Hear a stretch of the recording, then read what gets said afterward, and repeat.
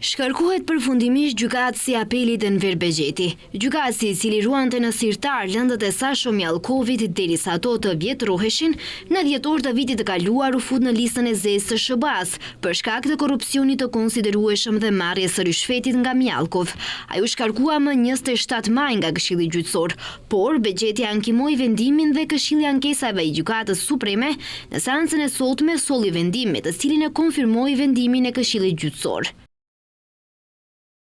Këshilli i Ankesave i Gjykatës Supreme të Republikës së Maqedonisë së Veriut në seancën e mbajtur më 3/9/2025 miratoi vendimin me të cilin konfirmon vendimin e Këshillit Gjyqësor të Republikës së Maqedonisë së Veriut të datës 26/5/2025.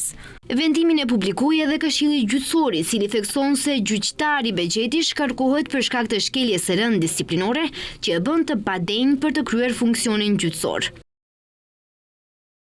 EB, gjyqtari i gjykatës së apelit shkarkohet nga ushtrimi i detyrës së tij gjyqësore për shkak të shkeljes së rënd disiplinore që e bën atë të padenjë në ushtrimin e detyrës së tij gjyqësore dhe për shkak të shkeljes së rënd të rendit publik dhe formave të tjera më të rënda të sjelljes së pahishme që cënojnë reputacionin e gjykatës dhe reputacionin e tij. Ish-gjykatësi i apelit Enver Begjeti dhe ish-zëvendës kryeministri Artan Grubi u fut në listën e zezë amerikane, me çka atyre dhe familjarëve të tyre ju ndalua hyrja në Shtetet Bashkuara të Amerikës. Grubi dhe Begjeti dyshohet të jenë të përfshirë në korrupsion të madh për shkak se kanë pranuar rishfet nga ish-drejtori i DSK-s Sasho Mjallkovi, ndaj të cilit udhëhiqeshin disa raste gjyqësore.